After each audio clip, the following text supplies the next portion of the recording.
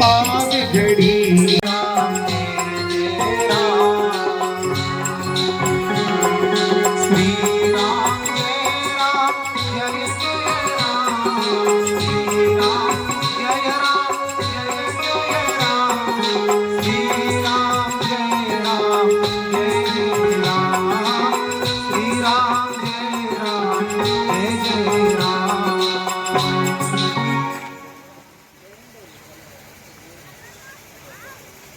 मौसम के बिगड़ जाने से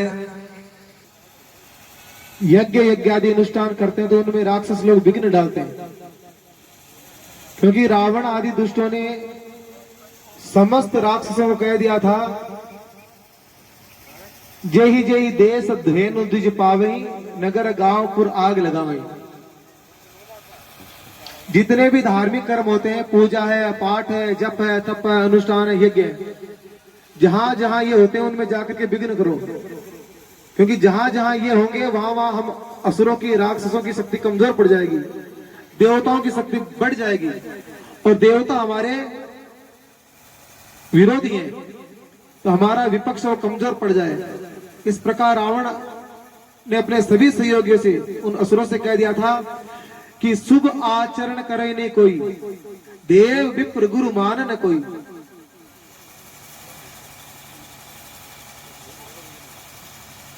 यज्ञ इत्यादि कैसे हो? जहां भी साधु संत यज्ञ करते हैं, सत्कर्म करते हैं, पूजा पाठ करते हैं, वहां विघ्न होता है। विश्वामित्र जी महाराज दशरथ जी के यहाँ आकर के और कहा कि अनुज सहित देह हो रघुनाथा, हे प्रभु, हे महाराज, आप लक्ष्मण सहित राम को मुझे दो ताकि वो मेरे यज्ञ की रक्षा करें। इतनी कथा आप सुन चुके हैं। महाराज दशरथ जी ने कहा विश्वामित्र जी से, हे प्रभु, चौथे पन पायो सुतचारी, चौथे पन में मेरे को 4 पुत्र प्राप्ति हुई है, और आप राम और लक्ष्मण को मांगते हो। मुझे तो चारों ही प्राणों के समान प्रिय, सब सुत प्रिय मोहि प्राण की नाई, राम देत नहीं बन ही गोसाई। मुझे चारों ही पुत्र मेरे को प्राणों के समान प्रिय हैं, राम को तो मैं दे ही नहीं सकता किसी स्थिति में भी। आपने अनुज सहित राम मांगा है, आप थोड़ा सा संशोधन कर लो, मैं पूरी सेना भेज दूं, वह सेना असुरों के द्वारा आपके यज्ञ में विघ्न होता है, वो मेरी सेना उन असुरों के आतंक से आपकी रक्षा करेगी। महाराज, राम तो भी बालक है, लक्ष्मण तो भी बालक है, उनके द्वारा यज्ञ सुरक्षित कैसे रहेंगे आपके? मैं मेरी सेना दे सकता हूं, और नहीं तो देखो, विश्वामित्र जी ने कहा क्या, राम चाहिए अनुज सहित। तो दशरथ जी कहते हैं कि ये 2 शब्द का आपने राम मांगा, ये मत मांगो, 2-2 शब्द की कितनी चीजें देने के लिए कहा है। सेना ले लो, मांगो भूमि धेनु धन कोसा, आप गाय मांग लो। पहले गौ माता का वर्णन धन की श्रेणी में रखा गया, गौ माता को गोधन, गजधन, बाजधन। गायों को धन मांगते थे, तो कहा महाराज गाय ले लो, भूमि ले लो, धन ले लो, कोष ले लो। मांगो भूमि धेनु धन कोसा, सर्वस देव आज से रोसा, और मैं प्रेम से प्रसन्नता पूर्वक आपको वह सब दे दूंगा। लेकिन आप राम, आपने जो मांगा है ना राम, मैं राम और लक्ष्मण को नहीं दूंगा। कह निश्चर अति घोर कठोरा, कह सुंदर सुत परम किशोरा। महाराज, कहा तो अत्यंत भयंकर बल वाले डरावने और क्रूर राक्षस, और कहा छोटे छोटे बालक राम और लक्ष्मण। मेरे सुकुमार बालक उन राक्षसों का वध कैसे करेंगे? उन राक्षसों से आपको सुरक्षित कैसे करेंगे? इस प्रकार दशरथ जी महाराज ने अनेक प्रकार की बातें कह करके, अनेक प्रकार का प्रलोभन दे करके और साफ साफ मना कर दिया विश्वामित्र जी को कि मैं नहीं दूंगा। और लक्ष्मण को ले जाएंगे, 2 ले जाएंगे और 2 को फिर कितने करके भेजेंगे? इन सब का विवाह करके भेजेंगे, 6 करके भेजेंगे 2 को। मानी 2 तो ले जाएंगे और 2 बाद में, और फिर 4 का विवाह, तो 2 की जगह 6 दे देंगे आपको।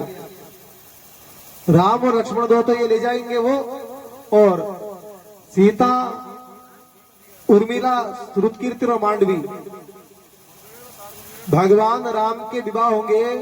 राम जी के, लक्ष्मण जी के, भरत जी के, शत्रुघ्न जी के, उनमें मध्यस्थता कौन करेंगे? विश्वामित्र जी महाराज।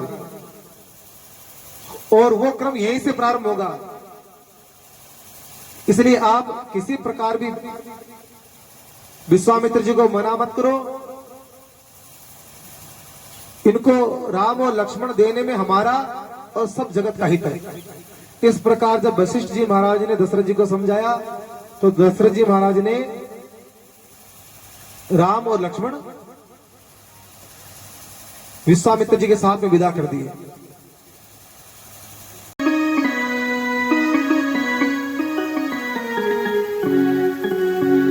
आगे आगे विश्वामित्र महामुनि, आगे आगे विश्वामित्र महामुनि, पाछे राम लक्ष्मण अतुल बलि, हरि हरि पाछे राम लक्ष्मण अतुल बलि, भजु दशरथ नंदन जन जननी, भजु दशरथ नंदन जन जननी, जन जननी मिथिलेश की ननी, जन जननी मिथिलेश की ननी, भजो दशरथ नंदन जन जननी।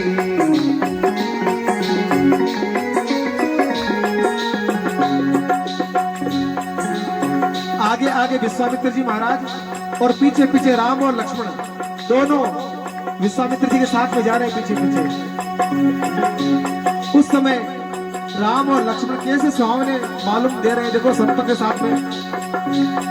इतने दिन तो थे राजकुमार और आज हो गए मुनि कुमार। गोस्वामी तुलसीदास जी महाराज ने राम और लक्ष्मण के रूप का वर्णन किया है विश्वामित्र जी के पीछे जाते हुए। क्या कहा है?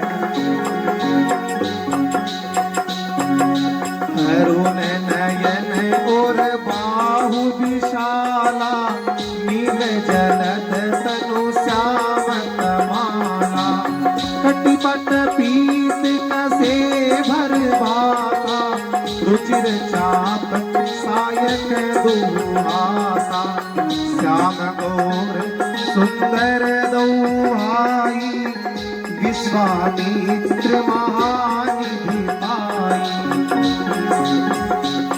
श्याम और गौर, श्याम कौन है? भगवान राम। और गौरे कौन है? लक्ष्मण जी महाराज।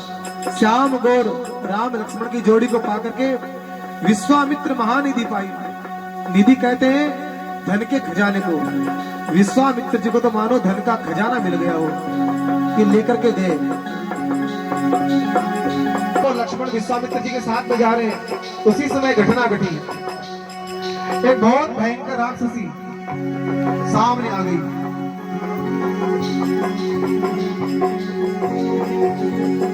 भयंकर राक्षसी थी, ब्रह्मा जी की तपस्या करके 10,000 हाथियों की ताकत जिसको प्राप्त थी। राम और लक्ष्मण ने देखा कि ताड़का मार्ग में मार्ग रोकी खड़ी होगी, तो भगवान ने क्या किया?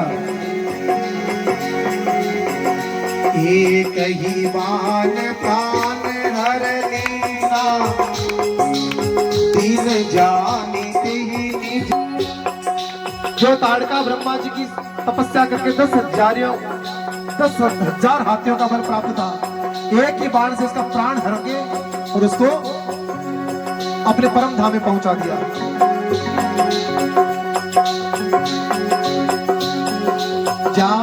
लागल छुदा पिपासा अतुलित बल तनु तेज प्रकाशा। श्री राम जय राम जय जय राम, श्री राम जय राम, श्री राम जय जय राम। भगवान श्री राम ने ताड़का का वध किया।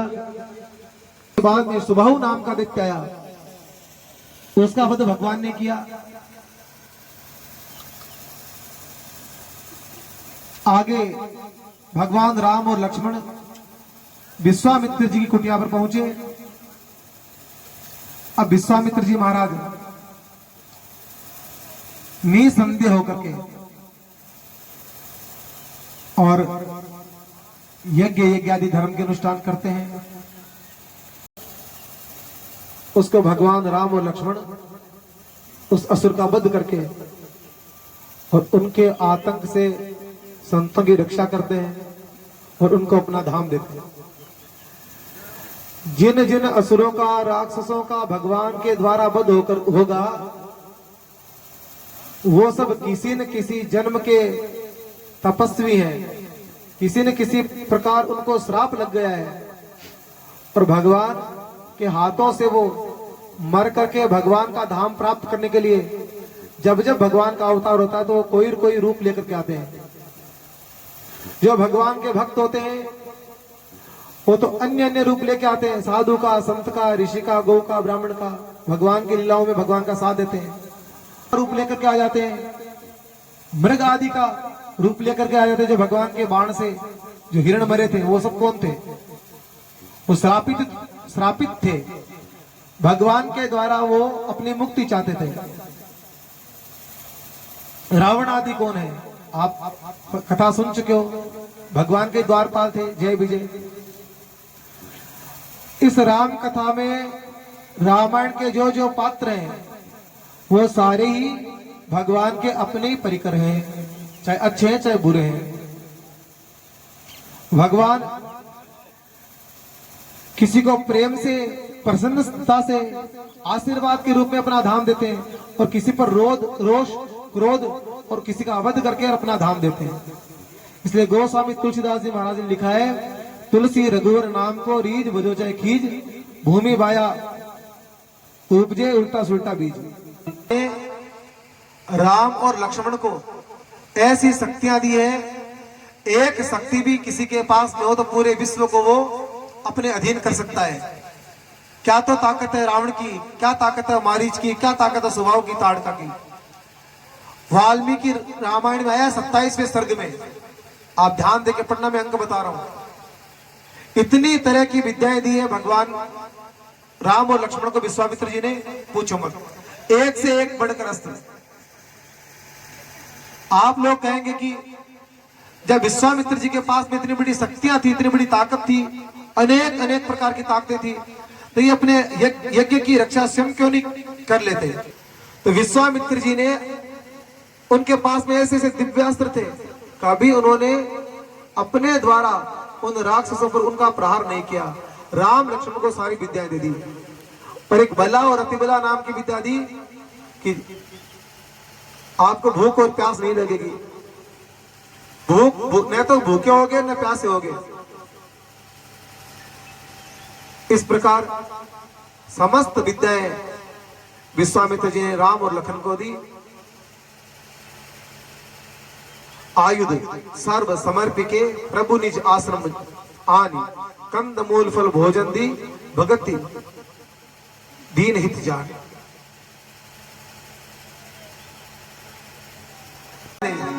देखा कि भगवान मेरे सन्मुख खड़े हैं, भगवान ने अपने चरणों का स्पर्श करके आज मुझ अपवित्र को पवित्र कर दिया, भगवान ने मेरे श्राप को दूर कर दिया और भगवान मेरे सन्मुख खड़े हैं। अहिल्या जी ने बड़ी सुंदर स्तुति करी। परसन पद पावन शोक न सावन, प्रकट भई तप जसई। राम जी के पवित्र और चरणों का स्पर्श पा करके और तपो मूर्ति अहिल्या भगवान की स्तुति कर रही है।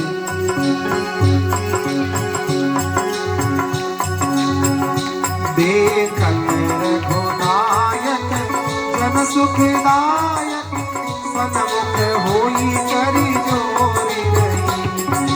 भगवान को अपने सन्मुख देखते हुए शरीर में पुलकित होकर के आनंदित होकर के दोनों हाथ जोड़ करके और भगवान की स्तुति कर रही है। लेकिन प्रेम इतना बढ़ गया मुख से वाणी नहीं आ रही।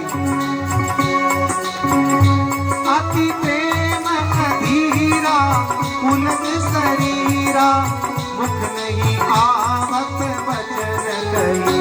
अतिशय बड़ भारी चरण ही लागी जुगल नयन। ऋषि पत्नी ने अपने आप को बड़ भागी बताया। महाराज भगवान जिसके सामने खड़े हो और भगवान जिसको अपने चरणों का स्पर्श करा देवे वो जीव बड़ भागी हो जाता है।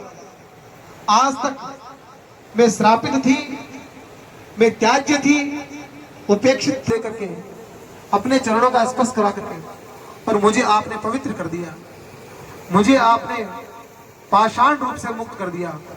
इस प्रकार दोनों आंखों से जल बहाते हुए माता अहिल्या जी ने भगवान की बड़ी सुंदर स्तुति करी है। जुगल नयन जल धार भई।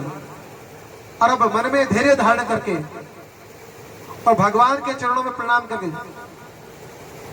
और भगवान की कृपा से भक्ति प्राप्त करके और बड़ी पवित्र वाणी में भगवान को कह रही है कि प्रभु जिस दिन मुनि ने मुझे श्राप दिया था उस दिन भारी दुख हो गया था, पर आज तक मैं उसी दुख में रही हूं। लेकिन आज आपका दर्शन पा करके और आज मुझे यह लगा है कि भविष्य पहले भूतकाल में मुनि जी ने जो मुझे श्राप दिया था वो श्राप नहीं था, वो वरदान था। वो श्राप नहीं देते तो आपका दर्शन कैसे होता मुझे। मुनि श्राप जो दीना अति भलकीना। गौतम ऋषि ने मुझे श्राप दिया, वो श्राप नहीं था, वो उनका वरदान था। और वो उन्होंने मेरे पर कोप करके श्राप दिया, वो कोप नहीं था, करुणा थी। देखो संत लोग श्राप देवे, श्रापत ताड़त पुरुष कहता विप्र पूजस गावे संता। साधु संत और ब्राह्मण लोग क्रोध करते हुए श्राप देते हुए भी इनको आशीर्वाद और अनुग्रह मानना चाहिए बाकी लोगों को। यह नहीं कि कृपा में और करुणा में ही हमारा हित है, इनके क्रोध में भी हित होता है हमारा। ये गौतम ऋषि की पत्नी कह रही है मुनि श्राप जो दीना अति भलकीना परम अनुग्रह में माना। ऋषि ने क्रोध किया था उसको मैं आज मेरे पर अनुग्रह मान रही हूं, क्योंकि देखे भरी लोचन मैं भगवान राम जी आपके सहित लक्ष्मण जी महाराज विश्वामित्र जी का मैं इन आंखों से दर्शन कर रही हूं। यही लाभ शंकर जाना महाराज। भगवान राम के दर्शन का लाभ तो भगवान शिव जानते हैं। इसके बाद में अहिल्या जी ने बहुत लंबी स्तुति करी है भगवान राम की।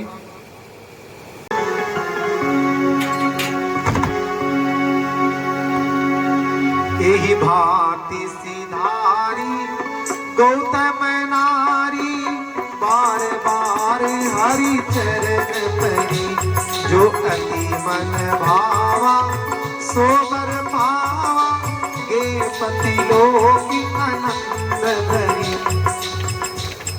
पति लोक में चली कारण रहित दयाल तुलसीदास सटते ही भजो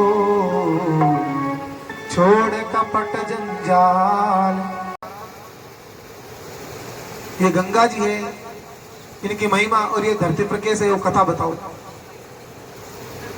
गादी सुनो सब कथा सुनाई जे प्रकार सुर सरी मई आई। भगवान राम ने गंगा जी के प्रागट्य की कथा पूछी विश्वामित्र जी से। तो विश्वामित्र जी महाराज ने गंगा जी का आगमन कैसे हुआ वो सारी कथा सुनाई है। उसके बाद लिखा है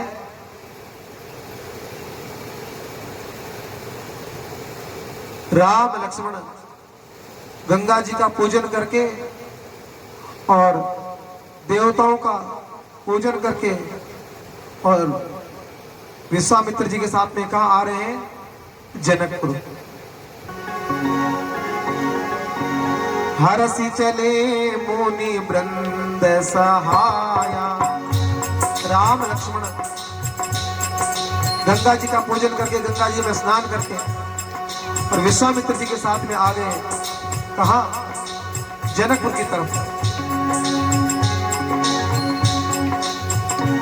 और कहा है बेगी विदेह नगर नियराया। और चलते चलते शीघ्र जनकपुर के करीब आ गए।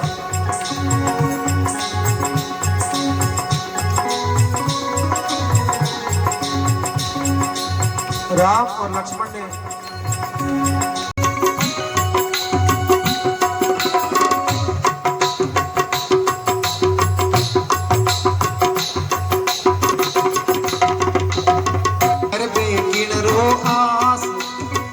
जनकपुर के लोग कहते हैं अब हमारे को किस चीज की आवश्यकता है, जब संपूर्ण ब्रह्मांड नायिका मां जगदम्बा शक्ति का प्रादुर्भाव जनकपुर में हो गया, ये बहन रूप में जानकी जी में प्राप्त हो गए, हम किस चीज की आशा करें, अपेक्षा करें, कामना करें। हमने कर किनरो आस जखन मिथिला हमारे पास, हमारी बहन है यह खास जनकपुर में। हमारी बहन अपन खास जनकपुर में।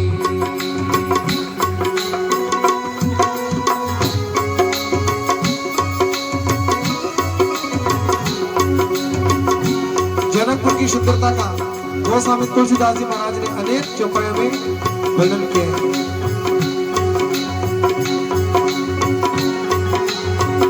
बोलो भक्तवत्सल भगवान की जय।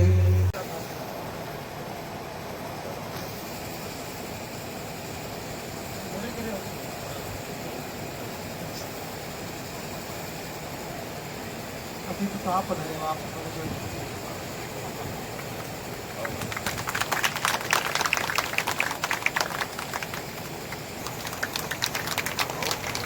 मंडावा से महाराज पधारे हैं। आपका नाम श्री गणेश चैतन्य जी महाराज नाम है और ये हमारे झुंझुनू जिले में सभी मतपंथ के संत हैं, उनका एक मंडल बना हुआ है, षट दर्शन मंडल। आप उनके अध्यक्ष हैं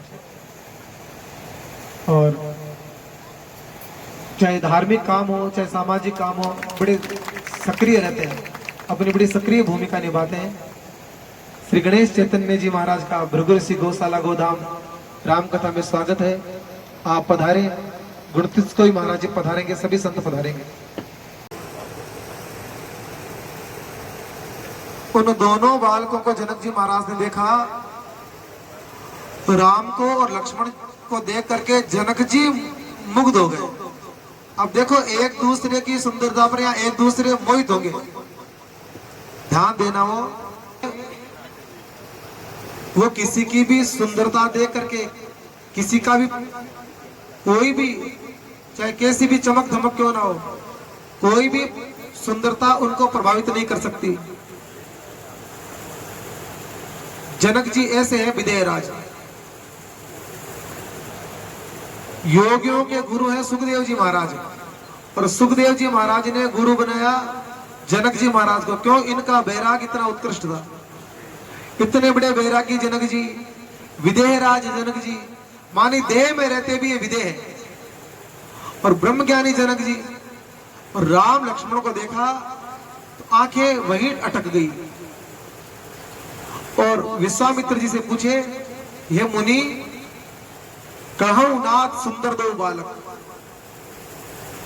मुनि कुल तिलक की नृप कुल पालक। हे महाराज मैं आपसे पूछता हूं, आपके साथ में दो बालक कौन है? ये कोई मुनियों के शिष्य हैं, मुनि कुमार हैं, या किसी राजा के राजकुमार हैं। और बड़ी सुंदर बात जनक जी महाराज ने कही है, जिसके कारण जो जनक जी जैसे विदेह ब्रह्मज्ञानी तत्ववेता ब्रह्मवेता किसी के रूप में आसक्त नहीं होते, अटकते नहीं, संसार की कोई भी वस्तु अपने प्रति उनको आकर्षित नहीं करती, और कोई कर लेती है तो वहां समझो कि विशिष्टता है, वहां कोई भगवत तत्व आ गया। तो जनक जी ने अपने ऊपर कि मैं विदेह राज जनक, आज तक संसार की कोई भी सुंदरता मेरे को रत्ती भर भी आकर्षित नहीं कर पाई, और आज ये दो बालक है, मैं मेरे नेत्रों को, मैं मेरे मन को बार बार हटाना चाहता हूं, लेकिन उधर ही आकर्षण होता है। कारण क्या? तो विश्वामित्र जी से पूछते हुए कहते हैं कि ये दोनों बालक कौन है, ये कोई राजकुमार है या मुनि कुमार है? फिर आगे क्या पूछते हैं, ब्रह्म जो निगम नेति कही गावा, उभय भेष धरि के सोयावा। हे महाराज, वेद जिनको नेति नेति कहकर गाते हैं, और ब्रह्म निर्गुण ब्रह्म कहीं सगुण साकार होके तो नहीं आ गया ना, क्योंकि मेरा मन कहीं अटकता नहीं आया, अटका क्यों है? सहज विराग रूप मन मोरा, मेरा तो मन स्वभाव से ही वैराग्य का है, और मैं इनको देख करके मुग्ध हुआ जा रहा हूं।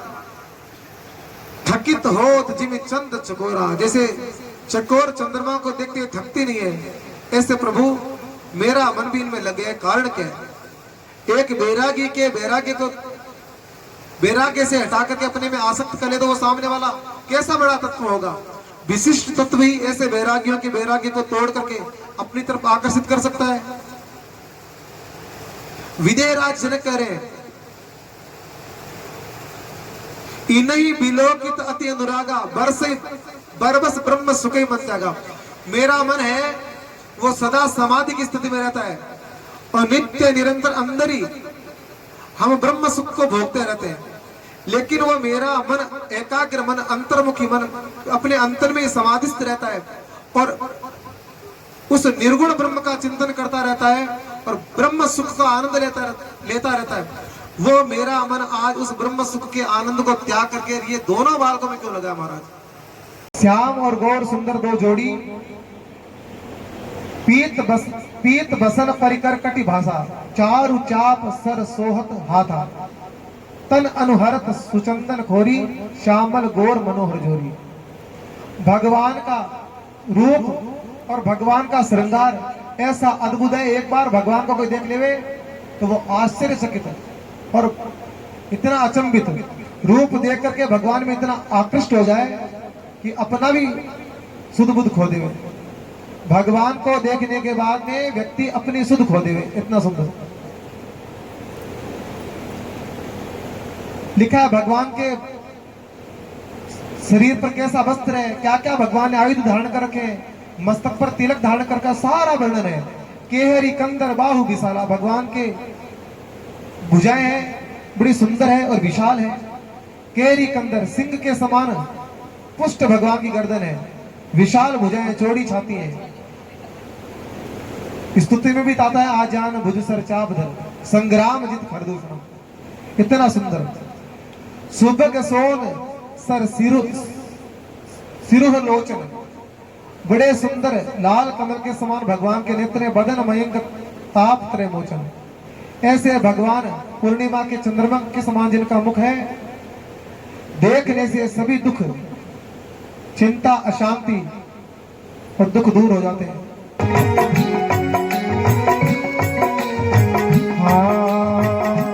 सखी सखी गली गली घूमते आवत के किशोर,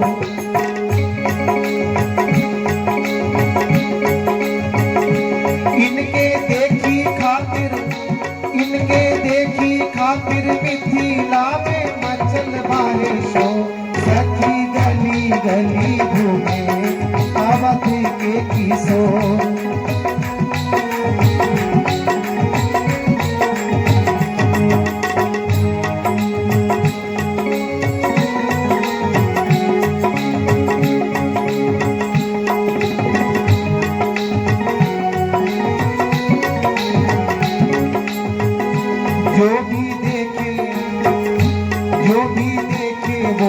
होवे इनके प्रेम में विभोर। जो भी देखे वो ही होवे विभोर, जो भी देखे वो ही होवे इनके प्रेम में विभोर। जो भी देखता है वह भगवान के रूप माधुरी को देखी करीवा दरवाजे से नाचन लागे मोर। देखी करीवा दरवाजे से नाचन लागे मोर। सखी ओ सखी गली गली घूमते अवध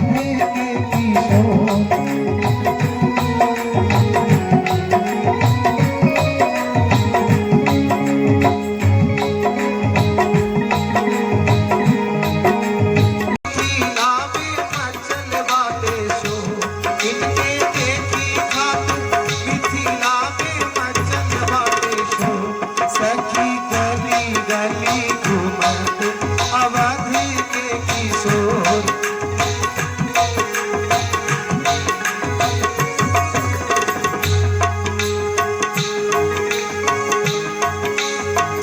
आगे सखियां बात करती है, अब तो भगवान ऐसी कृपा करे इन्हीं के साथ हमारी जानकी जी की जनक जी की पुत्री का विवाह हो जाए। इस बहाने ये जनकपुर में आते जाते रहेंगे और समय समय पर इनके दर्शन का लाभ हमें प्राप्त होता रहेगा। लेकिन जानकी के साथ विवाह कैसे हो? वो शंकर भगवान का पुराना धनुष वो बीच में आया हुआ है।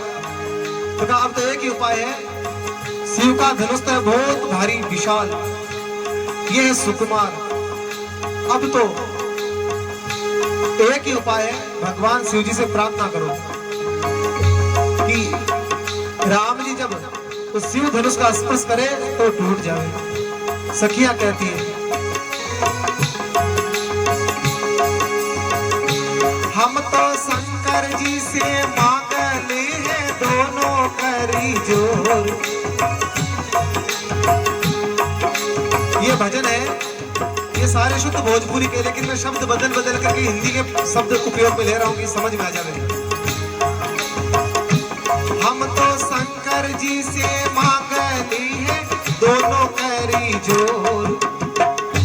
शिव के धनुवा कठोर उसे तोड़ देवे।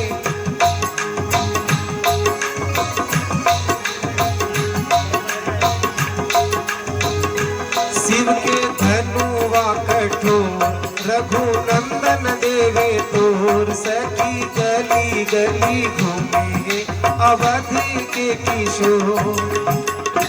सके थे और जानकी जी को अपना बहन मानते थे वो।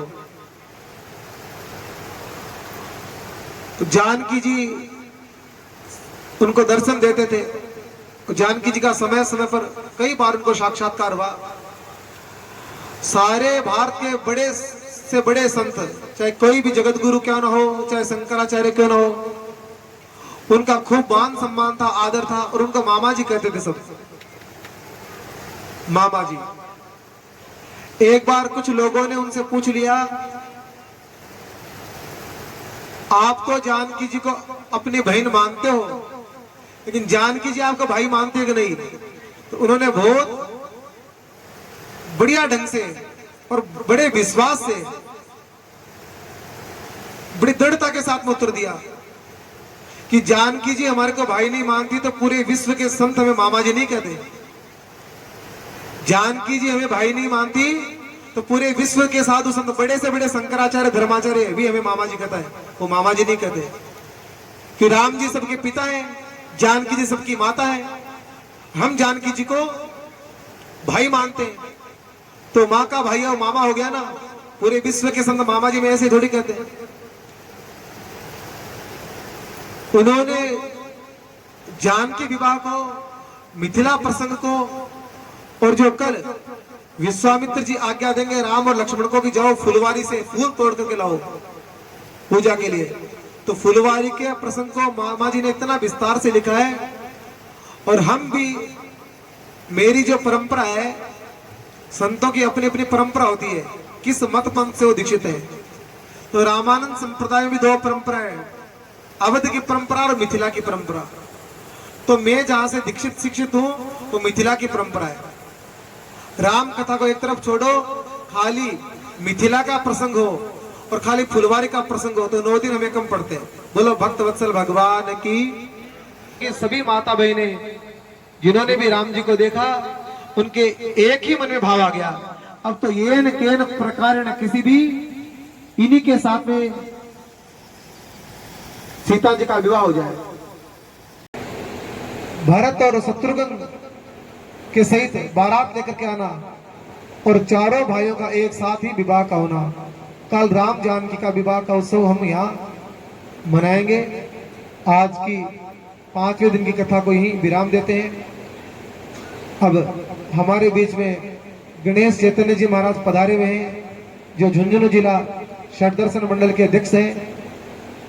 उनके द्वारा आपको कुछ धार्मिक वचन, उनका आशीर्वाद उद्बोधन सुनने को प्राप्त होगा। बोलो सियावर रामचंद्र भगवान की, बोलो सच्चिदानंद भगवान की, बोले संत समाज की, बोलो भक्तोर भगवान की, अपने अपने माता पिता गुरु महाराज की, लोहारगढ़ धाम की, सूर्य नारायण भगवान की। राम कथा के माध्यम से संत हेमंतदास जी महाराज आपको बहुत सुंदर वचन सुना रहे हैं। मिथिला के प्रसंग को इन्होंने वैसा का वैसा सुनाया जैसा मिथिला के लोग सुनाते हैं। एक बार जोरदार तालियां आपके सम्मान में, क्योंकि हमने राम कथाएं उनके माध्यम से बहुत सुनी है। जो अयोध्या वाले होते हैं उनके भाव राम जी के प्रति ज्यादा होते हैं, और जो मिथिला के लोग होते हैं उनका माता सीता के प्रति भाव ज्यादा होता है। अभी थोड़े दिन पहले जो राम मंदिर बना था, याद है आपको? किस किस को याद है? ऊपर हाथ करो। अयोध्या में जिसने भगवान राम और सिया जी के विवाह में वो अपने नोता लिखाते हैं, दहेज में कुछ देते हैं, ऐसे गिफ्ट देते हैं ना लड़की को, तो जिन जिन माताओं के भाव थे उन्होंने अपने अपने घर से राम मंदिर में ले जा करके और माता सीता के दहेज का सामान भर भर के दे दिया। बोलो सियावर रामचंद्र भगवान की। वो कह रही थी ये हमारी बेटी है, ये हमारी बहन है, क्या ये हमारी भतीजी लगती है। उनके भाव वो थे जो उस समय की महिलाओं के थे। उन समय जो माताएं सोच विचार रखती थी सीता माता के प्रति, वो भाव आज भी वहां मौजूद है। ये बड़े सौभाग्य की बात है कि हमारे योगीदास जी महाराज के माध्यम से इतना बड़ा कार्यक्रम आयोजन हो रहा है, और बहुत सुंदर और विशाल ये कार्यक्रम है जिसके शुरू से ही पंडाल भरा हुआ है। आज भी पंडाल भरा हुआ है और ज्यादा से ज्यादा संख्या आने वाली है। आप देख रहे हैं कथा का जो आनंद है वो बढ़ता चला जा रहा है। कल भगवान राम का विवाह का कार्यक्रम होगा। उस कार्यक्रम में ज्यादा से ज्यादा संख्या में आप लोग पधारेंगे और उस विवाह के समय जो गीत भजन होते हैं उनका आनंद लेंगे। लेकिन हमको याद रखना है कि हमें एक लक्ष्य और भी अपने अंदर बिठाना है कि आज के समय में सबसे ज्यादा जरूरी जिसको हम मानते हैं सत्य सनातन धर्म की, जो सारे देवता जिसके अंदर निवास करते हैं, विराजमान है, उस गौ माता की जो दुर्दशा हो रही है वर्तमान में। हम पहले बैठे यही चर्चा कर रहे थे, हेमंतदास जी महाराज भी कह रहे थे कि 5-5, 10-10, 15-15 गायें हैं, वो भटक रही है, घास खाने को मिलता नहीं, थैली खा रही है, पॉलीथीन खा रही है और मर जाती है। उसका जब वो पोस्टमार्टम करते हैं तो पता चलता है कि कैसे मरी। बोले थैली खा के, कील है, लोहे की वस्तु है, ये चीजें उनके पेट में से निकलती है। उसमें दोष किसका है? उसमें दोष हमारा ही है। यदि हम उनको पालते हैं, दूध पाते हैं, तो बुढ़ापे में उनको छोड़ना नहीं चाहिए। दूसरी बात, कुछ लोग ऐसी भी चर्चाएं करते हैं कि हिंदू लोग जो है वो गाय पालते तो जरूर है, लेकिन जो नंदी होता है उसका जो पुत्र होता है, सांड जिसको कहते हैं, उसको थोड़े दिन में ही घर से निकाल देते हैं। अब उसको कौन पाले? उसको तो बचपन में ही घर से निकाल दिया जाता है। जब बालक दूध पीता बालक हो, उसको घर से निकाल दिया। अब वो यदि सींग उठाकर किसी को मारे तो उसकी गलती कहाँ है? उसने अपने जीवन में संघर्ष ही संघर्ष देखा है, दुख ही दुख देखा है, तो वो दूसरे को दुखी करेगा। यदि हम उसकी सेवा का संकल्प लें, यदि हम उसको प्रसन्न रखें, खुश रखें, तो वो नंदीश्वर कहलाएगा, भगवान शिव का वाहन कहलाएगा। और भगवान शिव का वाहन होने के कारण वो हमें आशीर्वाद और वरदान देने की शक्ति रखता है। लेकिन आज का समय ऐसा है कि हम लोग बचपन में ही उसको निकाल देते हैं। अब यदि कोई उसको ले जाकर दूसरी जगह काटता है, मारता है, परेशान करता है, तो उसमें दोष किसको लगेगा? अपने को ही लगेगा। तो हमें अपने गांव के आसपास में ऐसी व्यवस्था जरूर रखनी चाहिए कि कोई भी गाय या कोई भी ऐसा नंदी है वो किसी की ठोकरें न खाए, कि जिसको हम देवता के रूप में पूजते हैं और वो ठोकरें खाता फिरता है। फिर सनातन धर्म की मर्यादा कहाँ रही? अपने घर का कोई बच्चा है और वो ठोकरें खा रहा है, गली गली घूम रहा है, किसी के मांग के रोटी खा रहा है, तो ये हमारे घर की मान सम्मान की बात है। हमें अपने मान सम्मान के लिए, ठीक है हम गौशाला अकेले नहीं चला सकते, लेकिन योगीदास जी के पास तो गौशाला है और वो तो चला रहे हैं। अब किस तपस्या से वो चला रहे हैं, कौन से उनके पूर्व जन्म के पुण्य किए हुए हैं कि उनका हर काम सफल भी हो रहे हैं। आज तक उन्होंने पीछे मुड़ के नहीं देखा। तो इस गौशाला के संचालन के लिए एक बार जोरदार तालियां आपके सम्मान में। और ये लोहारगढ़ जैसा तीर्थ क्षेत्र जहां हम कहते हैं कि गंगा सागर जाकर भी हमारा तीर्थ पूरा नहीं होता, ईमानदार जी, वापिस आकर हमको लोहागढ़ स्नान करना ही पड़ता है, तब हमारी तीर्थ यात्रा, 4 धाम की यात्रा पूरी होती है। जहां लोहे की बेड़ियां भी गल गई थी, तो यहाँ कौन सा ऐसा पाप है जो कट नहीं सकता? लेकिन कहते हैं लोग यहाँ आकर के भी वही काम करते हैं जो पाप संगीत कहलाता है। तो हमें यहाँ की व्यवस्थाओं में थोड़ा साथ देना चाहिए। यदि हम कोई व्यवस्था अकेले नहीं कर पा रहे, तो इनके साथ जुड़कर, इनके साथ रहकर तन मन और धन से इस व्यवस्था को आगे बढ़ाने का हमें थोड़ा सा साथ दे देना चाहिए।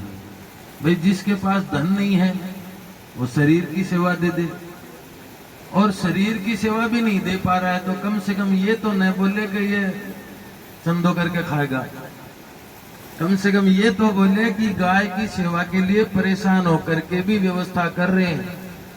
मतलब एक वाणी का सहयोग वो तो आपा कर ही सका ना। झूठी बुराई बिना देखी बुराई तो कम से कम ना करे। लोग बुराई करने में देर नहीं लगाते। ज्यादा कोई बाने ब्याज का मायने 10 लाख रुपया को ब्याज कितो हो, 2 रुपया सैकड़ा, ज्यादा बाके घर पहुंच रही हो यहाँ बुराई करे, लाइन लगा के बाढ़ भंडार भर रखा है बुराई का। कम से कम वो तो ना करे, जो कर रहा है उसको तो करने दे। 3 गौशाला एक साथ नवलगढ़ में संचालित हुई थी, चालू हुई थी, उनमें से 2 अचानक बंद होगी। क्यों बंद होगी? कि गांव का गली गली के अंदर यह बात चलाई, बोले चंदू लावर खाए माल, करोड़पति होगा। जग दिन गौशाला को नहीं भी दिन तो भिखारी हा, जबकि वह भी दिन करोड़पति हा। और गौशाला संचालित करता करता वह लखपति होगा। क्योंकि देव तो को याद को नहीं, लगाना पड़े जेब से, तो वह बंद कर दी। तो बाम से एक गौशाला संचालित रही, तो बाम से एक भाइयों जो मुखिया हो वो बोले बात 2 ने जाकर बोले मत थाने मोटिवेट करने को नहीं आयो कि थे दोबारा गौशाला चालू करो ना। अगर गांव का कहने से थे बंद करिए, अगर गांव का थारी बुराई करी गए, पिसा खागा गौ के नाम से, और भी पेटा कर थे बंद करिए तो बंद ही राख दो। और यदि थे थारी आत्मा से धर्म को काम करना चाहो या कोई गाय के नाम से सबने एक प्रेरणा देना चाहो कि हाँ गौ सेवा करनी चाहिए, गौ हमारी माता है और माँ की सेवा करना हमारा तब तक फर्ज है जब तक उसका शरीर इस संसार में मौजूद है। उसके बाद भी उसका फर्ज हमारे लिए लागू है। अगर उस उद्देश्य से गौशाला आपने स्टार्ट करी थी, शुरू करी थी, तो आपको वो आज भी चलानी चाहिए। आज वापिस वह तीनों गौशाला हेमंतदास जी चालू है और बहुत बढ़िया सेवा बाक अंदर आज भी हो रही है। तो हमें किसी की बातों पर ध्यान नहीं देना है, अपने लक्ष्य को अपने दिमाग में, अपने मस्तिष्क में बिठाए रखना है और आने वाली पीढ़ियों को ये संदेश देना है कि हमने तो 2 रोटी से शुरुआत करी थी कि 2 रोटी गाय की रोजीना निकालना है। अब थे तो कमाऊ पूत हो, कम से कम एक खड़ चोरी की बोरी तो गिराया करो गौशाला का मायना है। जोरदार ताली बजाकर अपने बच्चों को ये संदेश जरूर देना। और कल के भगवान श्री राम के हमने 3 बार कहा, राम कथा, राम मंदिर, हमने श्री नहीं लगाया। क्यों नहीं लगाया? क्योंकि श्री काल भगवान के ये कथा में लगेगी तो वो हो जाएंगे श्री राम। श्री नाम माता सीता का है, जब विवाह होगा तो श्री राम कहेंगे, अभी बाल रूप में है। बोलो सियावर रामचंद्र भगवान की। हमारे बीच में योगीदास जी महाराज विराजमान हैं, कुछ आगे के बातें।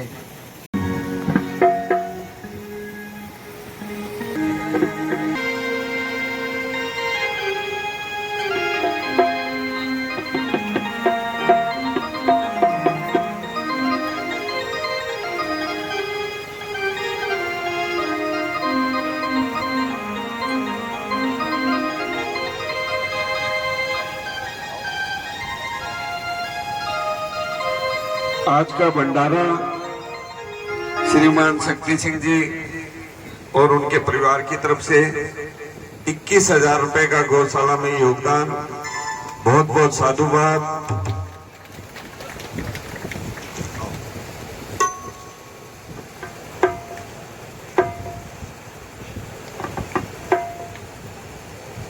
बाबूलाल जी पारी अगर वे भी हैं तो वे भी आए, क्योंकि आज केरी का शरबत उनकी परिवार की तरफ से था। कोई नहीं, उनके घर में से कोई हो तो वह आ जाए।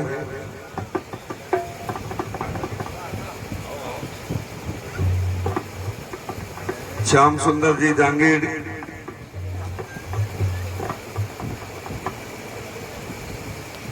आइए, कल और करवा देंगे, कोई बात नहीं। आइए। इन्होंने अमृत पिलाया महाराज जी सभी भक्तों को।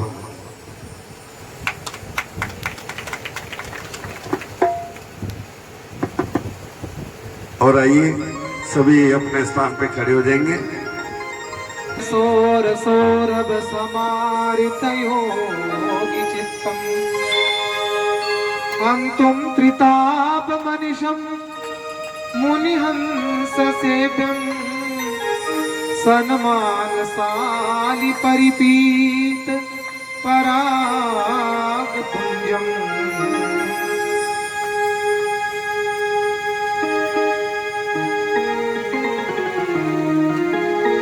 आरती श्री रामायण जी की,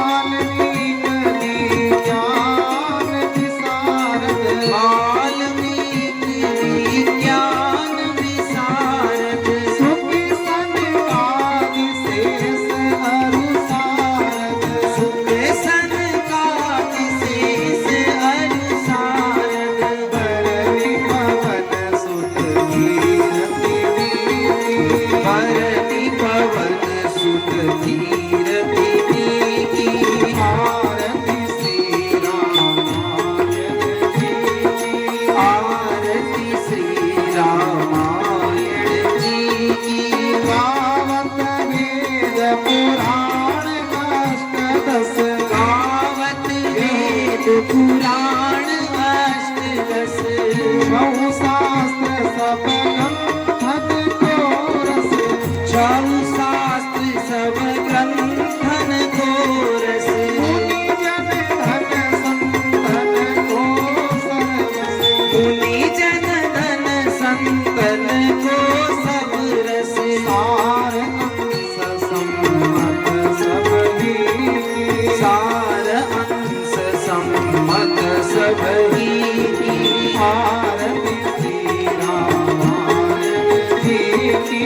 आरती श्री रामायण जी की। कीरति कलित कलित सिय पी की, कीरति कलित ललित सिय पी की।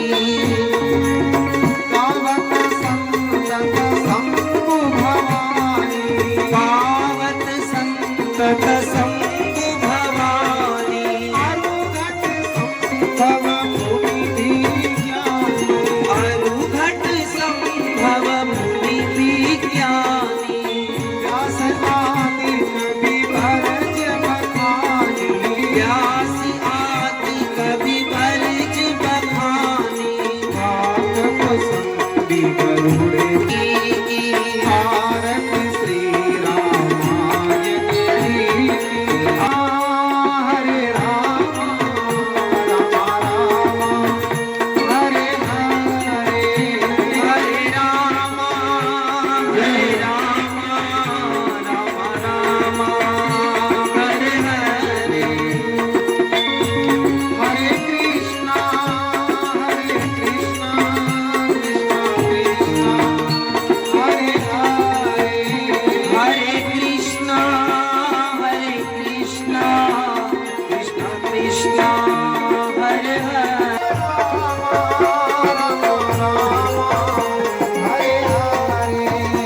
हरे राम राम राम हरे। हरे कृष्णा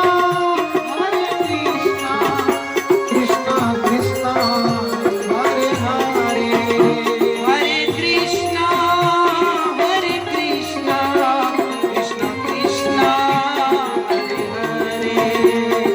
गोपाल भक्तवत्सल प्रभु दीन दयाल, जय गो माता जय गोपाल।